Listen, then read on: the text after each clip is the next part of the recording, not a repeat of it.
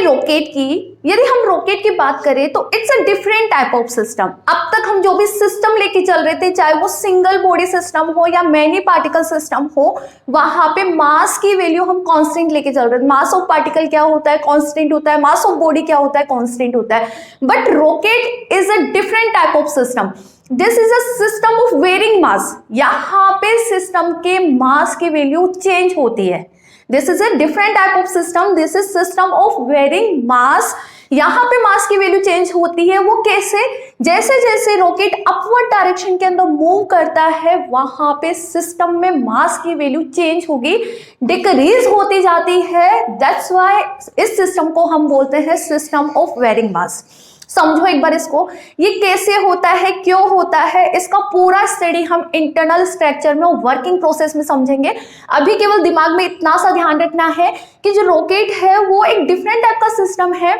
इसी सिस्टम को हम बोलते हैं system of varying mass, because जैसे जैसे रॉकेट अपवर्ड डायरेक्शन के अंदर मूव करता है, उसके मास की वैल्यू क्या होती है? चेंज होती जाती है।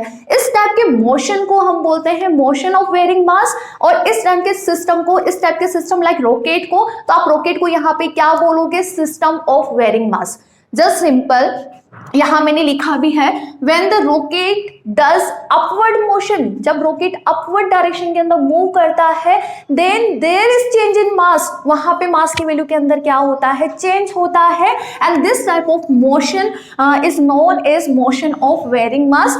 अगेन रिपीट कर रही हूँ, it's a different type of system. अभी तक जो भी सिस्टम लेके चल रहे थे हम, वहां पे मास की वैल्यू कांस्टेंट लेके चल रहे थे, बट रॉकेट इस टाइप का सिस्टम नहीं है। रॉकेट जैसे जैसे अपवर्ड डायरेक्शन के अंदर मूव करता है, उसकी मास की वैल्यू चेंज होती है। कैसे चेंज होती है उसे हम वर्किंग प्रोसेस में और इंटरनल स्ट्रक्चर में अच्छे से समझेंगे। तो अभी जस्ट सिंपल आप यहां से स्टार्टिंग करोगे। एग्जाम में यदि आप लिख के आ रहे हो तो आपको स्टार्टिंग इस तरह से करनी है। सबसे पहले रॉकेट को डिफाइन करेंगे, इसके बाद प्रिंसिपल को डिफाइन करेंगे, वर्किंग प्रोसेस इंटरनल स्ट्रक्चर की हम बात करेंगे, उसके बाद मैथमेटिकल एक्सप्रेशन हम कंप्लीट सिंप्लीफाई करेंगे। ओके, तो just simple, rocket, when the rocket does upward motion, there is change in mass. This type of motion is called motion of varying mass. इस टाइप के मोशन को हम बोलते हैं motion of varying mass. And rocket is known as system of varying mass, और इसके system को हम बोलते हैं सिस्टम ऑफ वेरिंग मास। जैसे जैसे अपवर्ड डायरेक्शन में मूव करता जाएगा, उसमें जो फ्यूल है वो बर्न होगा, गैसेस की फॉर्मेशन में बाहर निकलता जाएगा। इट मीन मास की वैल्यू वहां पे डिक्रीज होती जाएगी। दैट्स व्हाई इसे बोलते हैं सिस्टम ऑफ वेरिंग मास। तो first concept is this is system of varying mass, और इस टाइप के मोशन को हम बोलते हैं मोशन ऑफ वेरिंग मास। तो पहले ये लिख लीजिए, when the rocket does upward motion, there is change in mass of rocket या सिस्टम।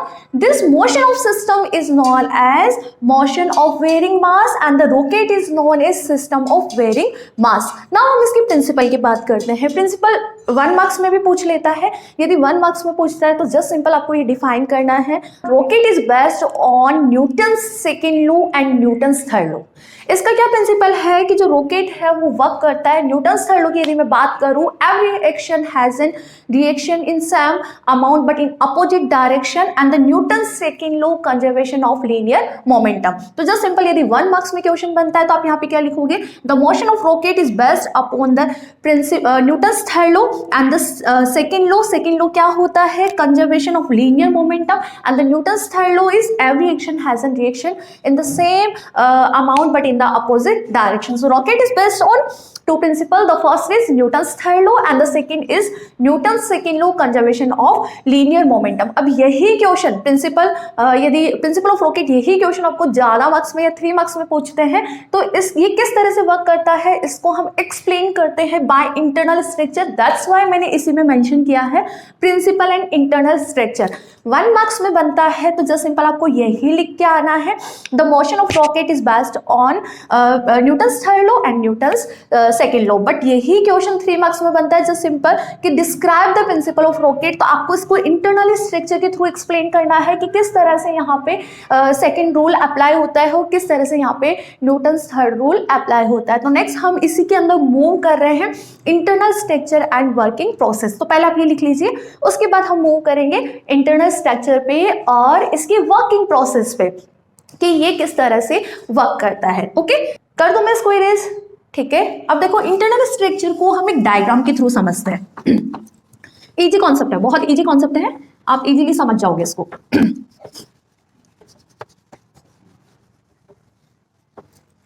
देखो इंटरनल स्ट्रक्चर को समझने के लिए मैं यहाँ डायग्राम बना देती हूँ, उसके बाद दिखवा दूंगी आपको। एंड वर्किंग प्रोसेस देखना एक बार अच्छे से।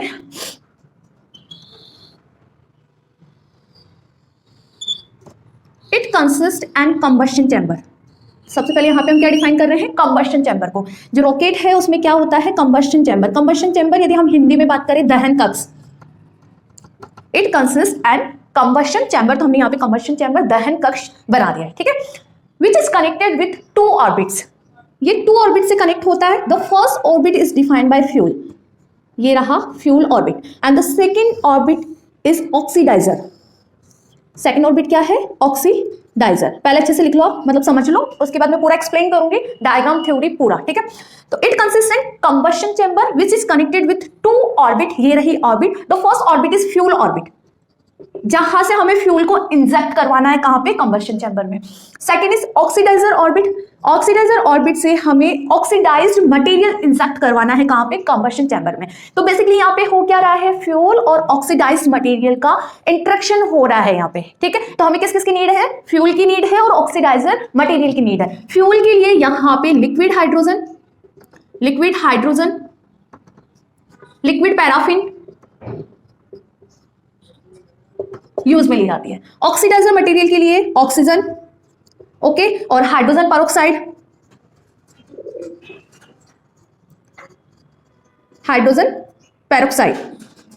अच्छे से लिख लो एक बार इसको, दिख रहा है ना आपको, ठीक है। तो सबसे पहले just simple, it consist in combustion chamber which is connected with 2 orbit. The first orbit is fuel orbit and the second is oxidiser orbit. और फ्यूल ऑर्बिट में फ्यूल यूज में लेते हैं as a liquid hydrogen in liquid paraffin, और oxidiser orbit के अंदर oxidised material use में लिया जाता है, लाइक ऑक्सीजन हो गया, हाइड्रोजन पेरोक्साइड हो गया, ओके। दोनों को जब कंबशन चैम्बर में इंजेक्ट करवाया जाता है, जब फ्यूल को और ऑक्सीडाइज्ड मटेरियल को इंजेक्ट करवाया जाता है, तो यहाँ पे क्या होगी, ऑक्सीडाइजेशन रिएक्शन होगी। यदि ऑक्सीडेशन रिएक्शंस होगी यहाँ पे, तो फ्यूल बैन होगा। फ्यूल यदि यहाँ पे बैन होता है तो यहाँ पे हाई अमाउंट में हॉट गैसेस प्रोड्यूस होगी। बहुत लार्ज रिएक्शन होगी ना, जब आप फ्यूल को इंजेक्ट करवा रहे हो, ऑक्सीडाइज्ड मटेरियल को इंजेक्ट करवा रहे हो, तो फ्यूल प्लस ऑक्सीडाइज्ड मटेरियल दोनों मिलकर ऑक्सीडेशन रिएक्शंस करेंगे। ऑक्सीडेशन रिएक्शन जैसे ही होती है तो यहाँ पे एक लार्ज अमाउंट में हॉट गैसेस प्रोड्यूस होगी। यदि मैं इसको सिंपल रिएक्शन की बात करूँ तो fuel plus oxidation material, oxidised material दोनों ही मिलके क्या बनाते हैं, hot gases. It produce hot gases. क्यों, जैसे ही यहाँ पे ऑक्सीडेशन रिएक्शंस होगी, फ्यूल यहाँ पे बैन होगा, और फ्यूल बैन होगा तो वहाँ पे हॉट गैसेस जनरेट होगी। जैसे ही हॉट गैसेस जनरेट होगी तो इस कंबशन चैम्बर का प्रेशर इंक्रीज हो जाएगा। समझ रहे हो ना, जैसे यहाँ पे फ्यूल बैन होता है ऑक्सीडेशन रिएक्शन के थ्रू, तो यहाँ पे हॉट गैसेस जनरेट होगी, और ये हॉट गैसेस की वजह से कंबशन चैम्बर का प्रेशर इंक्रीज हो जाता है। कंबशन चैम्बर के एंड पे एक नोजल लगी हुई रहती है, इस नोजल के थ्रू इन हॉट गैसेस को बाहर निकाला जाता है। गैसेस के थ्रू, इस नोजल के थ्रू ये जो हॉट गैसेस है वो बाहर निकलती है। तो सिंपल यदि हम इसके इंटरनल स्ट्रक्चर की बात करें तो it's a very simple. It consist in combustion chamber which is connected with 2 orbit. The first orbit is fuel and the second orbit is oxidiser orbit, ठीक है। और फ्यूल ऑर्बिट में फ्यूल होता है और ऑक्सीडाइजर ऑर्बिट में oxidised material होता है। When fuel and oxidising material inject in combustion chamber, तो यहाँ पे ऑक्सीडेशन रिएक्शंस होगी, फ्यूल बैन होगा। फ्यूल बर्न होगा तो यहाँ पे हॉट गैसेस जनरेट होगी, लार्ज अमाउंट में हॉट गैसेस यदि यहाँ प्रोड्यूस होती है तो इसके इनसाइड प्रेशर की वैल्यू इंक्रीज हो जाएगी। और इन गैसेस, ये जो गैसेस है वो कैसे बाहर निकलती है, जो कंबशन चैम्बर है इसके एंड पे एक नोजल लगी हुई रहती है, इस नोजल के थ्रू ये हॉट गैसेस बाहर निकलती है। अब इस चीज को समझो, ठीक है। जैसे ये हॉट गैसेस बाहर निकल रही है, यहाँ पे जो फ्यूल लेके चल रहे हैं वो बैन हो रहा है, बैन होकर गैसेस में कन्वर्ट हो रहा है और गैसेस की फॉर्म में बाहर निकल रहा है। इट मीन मास डिक्रीज हुआ ना, मास डिक्रीज हुआ। हॉट गैसेस जिस मोमेंटम से बाहर निकलती है, समझना इस चीज को मैं क्या बोलना चाह रही हूँ, मोमेंटम डिक्रीज हुआ ना यहाँ पे। आप जो फ्यूल लेके चल रहे हो ऑक्सीडेशन रिएक्शन की वजह से ये बैन हो गया, बैन होके गैसेस बना दी, और ये जो गैसेस है वो इस नोजल के थ्रू बाहर निकल रही है, तो मोमेंटम की वैल्यू डिक्रीज हुई ना।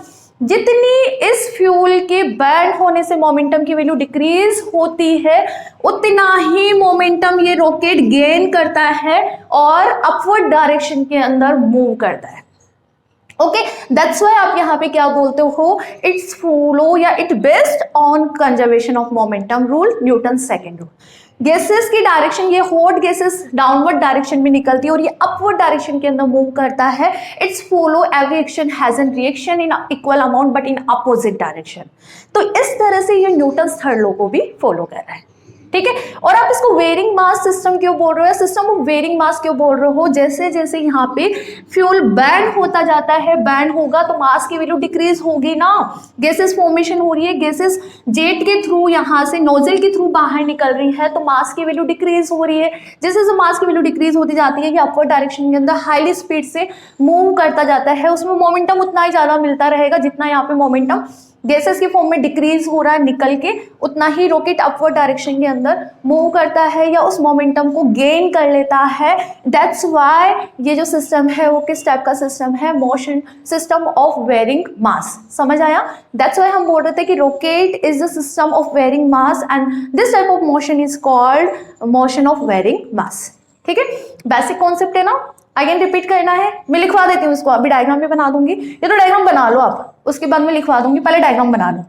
अब इसकी थ्योरी में पूरी लिखवा देती हूँ कि it consist in combustion chamber, okay, where oxidation reactions occur, it connected with two orbits, first is fuel orbit and second is oxidizer orbit। fuel orbit में आप इस तरह से फ्यूल लेके चलते हैं और ऑक्सीडाइजर में ऑक्सीडाइज्ड मटेरियल लिया जाता है। जब फ्यूल और ऑक्सीडाइजर मटेरियल दोनों को इंजेक्ट करवाया जाता है कंबशन चैम्बर में, तो फ्यूल बर्न होगा। फ्यूल बर्न होता है तो यहाँ पे लार्ज अमाउंट में हाई यदि हम बात करें तो बहुत ही लार्ज अमाउंट में हॉट गैसेस प्रोड्यूस होती है। हॉट गैसेस यदि यहाँ प्रोड्यूस होगी तो इनसाइड कंबशन चेंबर प्रेशर की वैल्यू इंक्रीज हो जाती है। कंबशन चेंबर के एंड में एक नोजल लगी हुई रहती है, इस नोजल के थ्रू ये जो गैसेस है वो बाहर की ओर निकलती है। ओके, तो फ्यूल बर्न हुआ, इट मीन यहाँ पे मास की वैल्यू डिक्रीज हो रही है और ये गैसेस जिस मोमेंटम से बाहर निकलती है या फ्यूल का जितना मोमेंटम डिक्रीज होता है उतना ही मोमेंटम रॉकेट गेन कर लेता है और अपवर्ड डायरेक्शन के अंदर या इस डायरेक्शन, देखो फ्यूल इस डायरेक्शन में बर्न होके निकल रहा है ना, गैसेस इस डायरेक्शन में निकल रही है तो अपोजिट डायरेक्शन में इसको मोशन मिल रहा है। ठीक है, तो रॉकेट का मोशन इस डायरेक्शन में होगा। तो जल्दी से ये सिंपल सा डायग्राम बना लीजिए, ठीक है, अच्छे से बनाना है इसको। तो ये लो, यहाँ पे ये फ्यूल, यहाँ इस ऑर्बिट से फ्यूल आ रहा है, इस ऑर्बिट से ऑक्सीडाइजर मटेरियल आ रहा है, ऑक्सीडाइजिंग रिएक्शंस होती है। तो इनफ है ये डायग्राम। इसके बाद अपन लिख लेते हैं, इसकी समरी लिख लेते हैं और इसकी वर्किंग प्रोसेस लिख लेते हैं, उसके बाद मैथमेटिकल कॉन्सेप्ट की ओर मूव करते हैं। बना लो डायग्राम, बना लो।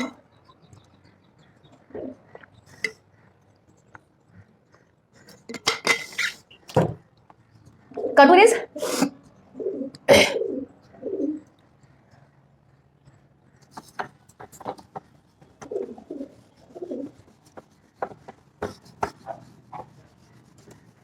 इंटरनल स्ट्रक्चर और वर्किंग प्रोसेस को समझते हैं। देखो यहाँ पे ये कंबशन चेंबर है जो कि ऑर्बिट से कनेक्टेड है, फ्यूल ऑर्बिट और ऑक्सीडाइजर ऑर्बिट से कनेक्टेड है। इसके एंड पे एक नोजल लगी हुई है। जब फ्यूल और ऑक्सीडाइजिंग मटेरियल को इंजेक्ट करवाया जाता है कंबशन चेंबर में तो यहाँ पे फ्यूल बर्न होता है। फ्यूल बर्न होगा तो हाई अमाउंट में हॉट गैसेस प्रोड्यूस होती है, वो कंबशन चेंबर के इनसाइड प्रेशर इंक्रीज हो जाएगा और ये गैसेस नोजल के थ्रू बाहर निकलती है। तो जितना यहाँ पे मोमेंटम क्या बोलते हैं लॉस हो रहा है, मोमेंटम कम हो रहा है, उतना ही मोमेंटम रॉकेट गेन करता है और अपवर्ड डायरेक्शन के अंदर मूव करता है। तो इसको लिख लीजिए, it consist an combustion chamber. Easy language है, बहुत इजी लैंग्वेज है। देखो, it consist in combustion chamber where oxidisation reaction occur, जहां पे ऑक्सीडाइजेशन रिएक्शंस होती है and this chamber is connected to fuel orbit and oxidiser orbit. ये two orbit से कनेक्टेड है, fuel orbit and oxidiser orbit. Okay, the fuel is like hydrogen, liquid hydrogen or liquid paraffin, and oxidized material like oxygen, hydrogen peroxide are injected into combustion chamber. The fuel is burnt by oxidizing reaction.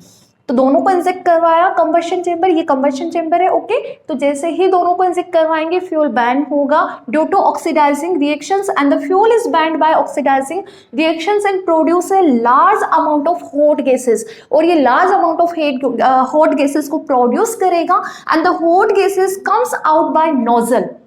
जो hot gases है वो इस nozzle के through बाहर निकलेगी, विच connected at the end of combustion chamber, जो कि इसके एंड पे कनेक्टेड है, and the gases comes out by the nozzle and due to which the rocket obtain high velocity.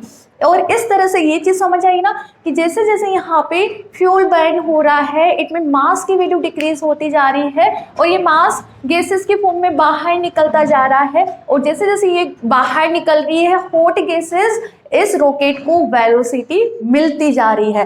तो इसको जल्दी से लिख लीजिए। It consist in combustion chamber where oxidisation reactions occur. This chamber is connected with fuel and oxidiser orbit, and the fuel like liquid hydrogen, liquid paraffin and oxidised material like oxygen, hydrogen peroxide are injected into combustion chamber, and the fuel is burnt by oxidation reaction and produce a large amount of hot gases. The hot gases comes out by nozzle which is connected at the end of combustion chamber, and the gases comes out by the nozzle, and due to which the rocket obtained high velocity. जैसे ये बाहर निकलती है तो rocket को high velocity मिल जाती है। यहाँ पे रॉकेट के मोशन को डिफाइन कर देना और यहाँ से गैसेस बाहर निकल रही है, ठीक है। और जितना मोमेंटम यहाँ पे कम होता है गैसेस के फॉर्म में बाहर निकलने से, उतना ही मोमेंटम ये गेन कर लेता है मोशन के लिए। तो यहाँ पे इसकी वेलोसिटी इंक्रीज हो गई, P इक्वल टू mv ना, मोमेंटम इंक्रीज हुआ तो वेलोसिटी ऑफ रॉकेट भी वहाँ पे इंक्रीज हो जाता है। तो इस तरह से ये मोमेंटम कंजर्वेशन को भी फॉलो करता है ना। मैथमेटिकल एक्सप्रेशन की ओर मूव करते हैं। मैथमेटिकल एक्सप्रेशन में आपको यहाँ पे फाइनल वेलोसिटी कैलकुलेट करनी होती है, तो आपको यहाँ किस तरह से स्टार्ट करना है उसको हम यहाँ पे सिंप्लीफाई करेंगे। पहले इसको लिख लो, समझ आ गया ना, सिंपल है ना।